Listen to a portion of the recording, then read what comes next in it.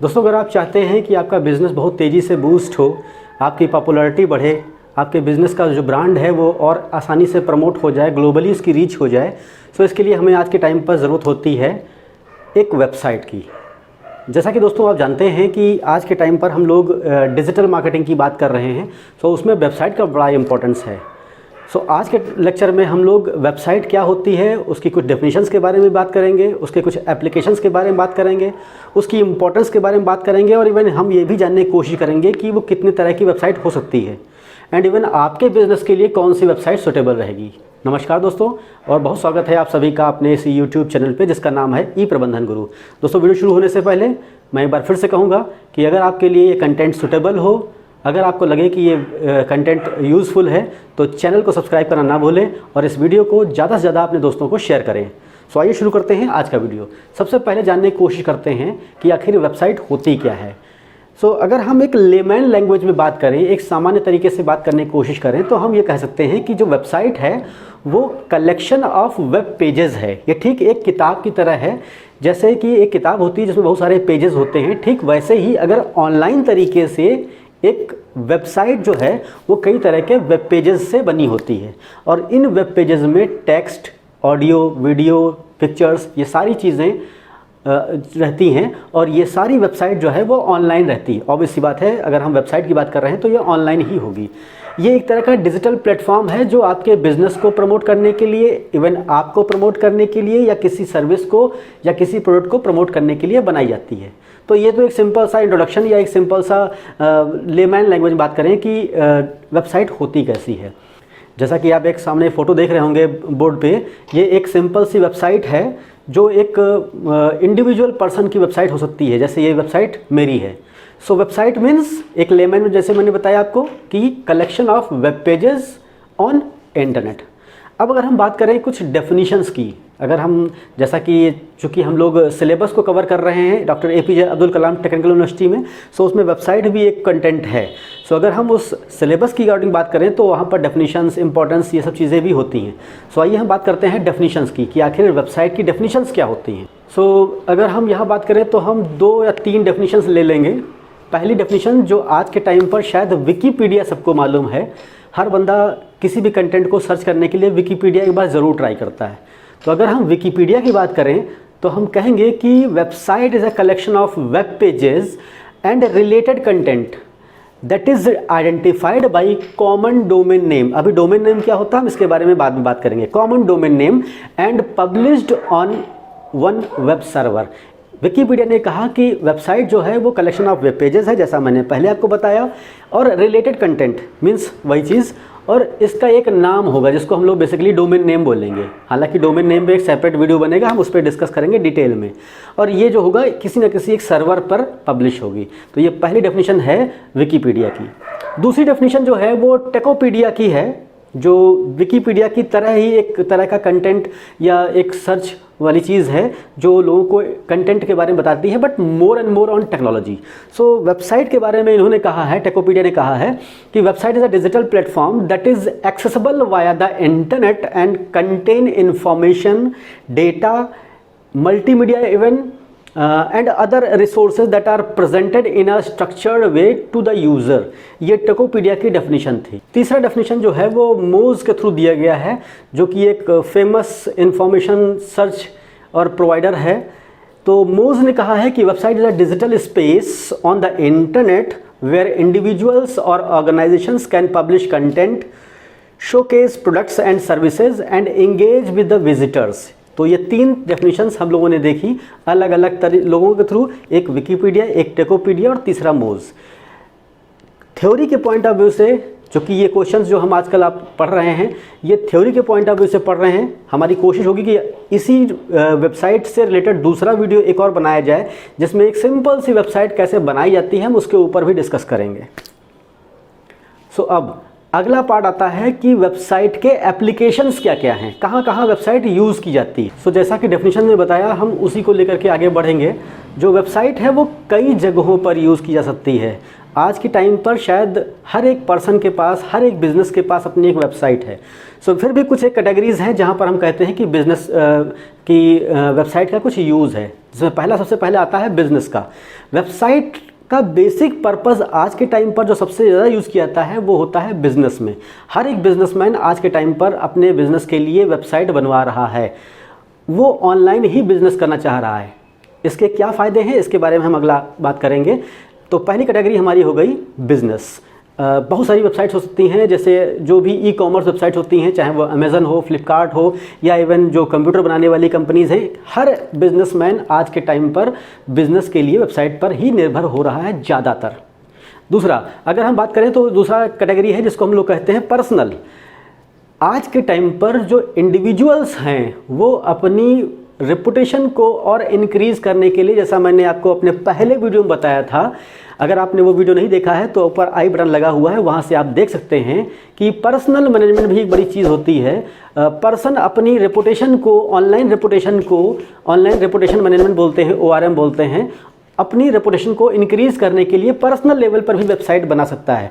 जैसा थोड़ी देर पहले मैंने एक आपको वेबसाइट का फ़ोटो दिखाया था, स्क्रीनशॉट दिखाया था, वो मेरा अपना खुद का वेबसाइट था। इसी तरह से आप भी अपनी वेबसाइट बना सकते हैं, और अगले वीडियो में हम कोशिश करेंगे कि आपको आपकी वेबसाइट बनाना सिखा सकें।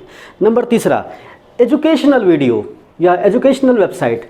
बहुत सारे आज के टाइम पर यूनिवर्सिटीज़, बहुत सारे ऐसे ऑर्गेनाइजेशंस हैं जो ऑनलाइन कंटेंट प्रोवाइड करते हैं जो कि एजुकेशनल होते हैं, जिसमें आपने शायद इग्नू का नाम सुना होगा, आपने इसमें NPTEL का नाम सुना होगा, इसमें आपने स्वयं का नाम सुना होगा, एंड इवन इसमें आज के टाइम पर खान एकेडमी बहुत फेमस है जो कि ऑनलाइन लेक्चर लेते हैं खान सर। और इवन इसके बाद में हम बात करते हैं कोर्सेरा, एक बहुत इंपॉर्टेंट वेबसाइट है जो ऑनलाइन एजुकेशन प्रोवाइड करती है। तो इस तरह से जितनी भी वेबसाइट इस कैटेगरी की होती हैं उनको हम एजुकेशनल वेबसाइट बोलते हैं। चौथी तरह की जो कैटेगरी हो सकती है वो होती है non profitable websites. Non profitable, जैसा कि नाम से ही लग रहा है कि ये ऐसी वेबसाइट्स, ऐसे ग्रुप्स होते हैं जिनको हम लोग बेसिकली आम बोलचाल में NGOs बोलते हैं, और ये पर्टिकुलर एक टास्क पर एक मिशन पे काम करते हैं। एग्जाम्पल तौर पे हम केयर इंडिया का नाम ले सकते हैं, दृष्टि का नाम ले सकते हैं, माँ का नाम ले सकते हैं, जो कि अंडर प्रिविलेज चिल्ड्रंस और जो गरीब लोग हैं उनको खाना खिलाने का या बहुत सारी बीमारियों को दूर करने का काम करते हैं। तो इस तरह से ये NGOs होते हैं जिनका अपना खुद का एक वेबसाइट हो सकता है। तो बेसिकली अगर हम बात करें तो चार तरह की बात हो गई। एक तरफ तो प्रॉफिटेबल वाले बिजनेसमैन, दूसरी तरफ नॉन प्रॉफिटेबल हैं, तीसरे पर्सनल हैं, और चौथा एजुकेशनल है। सो इस तरह से चार बेसिक कैटेगरीज़ हैं जहां पर वेबसाइट्स का एप्लीकेशंस हो रहा है। अब बात करते हैं इसके इम्पोर्टेंस की, रोल की, कि आखिर कहाँ कहाँ इसका क्या इम्पोर्टेंस है।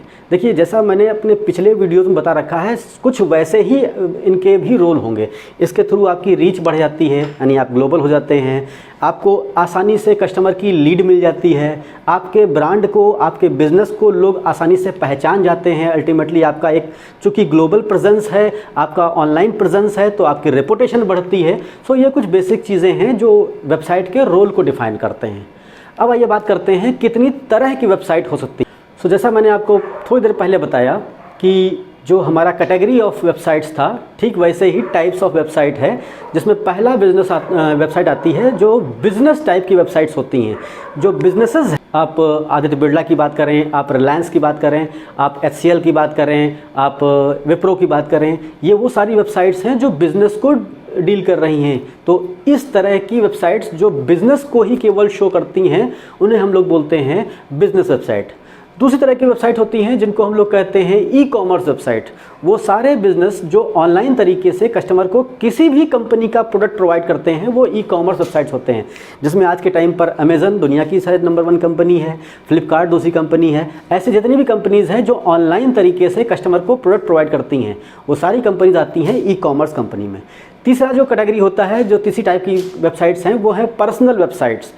जैसे मैंने एग्जांपल दिया था थोड़ी देर पहले, पिक्चर का एक स्क्रीनशॉट लगाया था, वो पर्सनल वेबसाइट्स थी। इसमें बेसिकली पर्सनल और इवन किसी ऑर्गेनाइजेशनल के पर्सन की बात होती है। इस पर्सनल वेबसाइट्स में नॉर्मली जो रेप्यूटेड पर्सन होते हैं वो अपनी वेबसाइट्स खुद बनवाते हैं, ताकि लोगों को उनके और उनकी जो वो सर्विसेज प्रोवाइड कर रहे हैं या जिस फील्ड में वो काम कर रहे हैं उसके बारे में वो बातचीत कर सकें, या उसके बारे में लोगों को अवेयर कर पाएँ। अगली कैटेगरी या अगली टाइप की वेबसाइट जो है वो होती है इन्फॉर्मेशनल वेबसाइट। ये केवल और केवल आपको किसी भी चीज़ से रिलेटेड इन्फॉर्मेशन प्रोवाइड करते हैं। और आज के टाइम पर एग्जांपल हम विकीपीडिया या टोकोपीडिया का ले सकते हैं या इवन इन्वेस्टोपीडिया का ले सकते हैं। अगला है सोशल मीडिया वेबसाइट्स।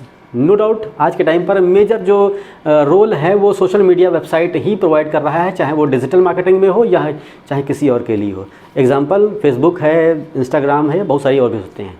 अगला है न्यूज़ एंड मीडिया वेबसाइट। अगर कुछ ऐसे न्यूज़ ऑर्गेनाइजेशंस हैं जो आपको न्यूज़ प्रोवाइड करते हैं, उनको हम लोग कहते हैं न्यूज़ वाली वेबसाइट। जैसे एग्जांपल ले लेते हैं जी न्यूज़.com या दैनिकजागरण.com, दैनिक भास्कर.com। ये इनकी वेबसाइट जो होंगी वो इन्फॉर्मेशन प्रोवाइड करेंगी केवल और केवल जो न्यूज़पेपर या बाकी चीज़ों से रिलेटेड होती हैं।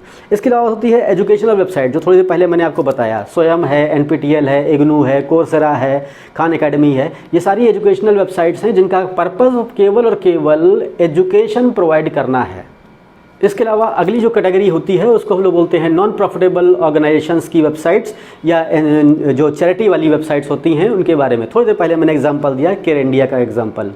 इसके अलावा अगली हो सकती है गवर्नमेंट वेबसाइट्स। वो सारी वेबसाइट्स जिनके लास्ट में नॉर्मली gov.in लिखा होता है या nic.in लिखा होता है, वो वेबसाइट्स जो होती हैं वो गवर्नमेंट की वेबसाइट्स होती हैं। नॉर्मली ये गवर्नमेंट की पॉलिसीज़ को, गवर्नमेंट की जो सर्विसेज हैं उनके बारे में इंफॉर्मेशन प्रोवाइड करते हैं। अगला होता है पोर्टफोलियो वेबसाइट। ये पर्सनल वेबसाइट का ही एक रूप होता है जिसको हम लोग पर्सनल वेबसाइट्स के नाम से जानते हैं, और इनका एक ही पर्पस होता है कि किसी पर्टिकुलर पर्सन के बारे में इंफॉर्मेशन प्रोवाइड करना। फॉर एग्जांपल आप चाहें तो मेरी वेबसाइट को यूज़ कर सकते हैं। अगला पार्ट जो है वो है naukri.com टाइप वाली वेबसाइट्स, जिनको हम लोग बोलते हैं जॉब बोर्ड वेबसाइट्स, जिनका काम सिर्फ और सिर्फ नौकरी से रिलेटेड इन्फॉर्मेशन प्रोवाइड करना है। फॉर्म कब निकलेगा, फॉर्म कैसे भरा जाएगा, फॉर्म को भरने के सारे रूल्स एंड रेगुलेशंस सब उसमें दिया होता है, जिसको हम लोग कहते हैं job board websites. For example आप सरकारी नौकरी.com ले सकते हैं, फॉर एग्जांपल आप naukri.com ले सकते हैं, और बहुत सारी ऐसी जो वेबसाइट्स जो केवल और केवल जॉब प्रोवाइड करते हैं। सो दोस्तों आज का जो वीडियो था वो केवल और केवल वेबसाइट्स की थ्योरेटिकल पार्ट लेने के लिए बनाया गया था, जिसमें वेबसाइट क्या होती है, उसका एक इंट्रोडक्शन, उसकी कुछ डेफिनेशंस, उसके कुछ कैटेगरीज और इवन उसके क्या एप्लीकेशंस हो सकते हैं, इस पर बात की गई। अगले वीडियो में हम कोशिश करेंगे कि आपको एक सिंपल सी वेबसाइट कैसे बनाई जा सकती है, वो भी फ्री ऑफ कॉस्ट, उसके बारे में कुछ बताएं। और उसके बाद ऑप्टिमाइजेशन का वीडियो आएगा। हमारे साथ बने रहने के लिए बहुत बहुत धन्यवाद। Thank you.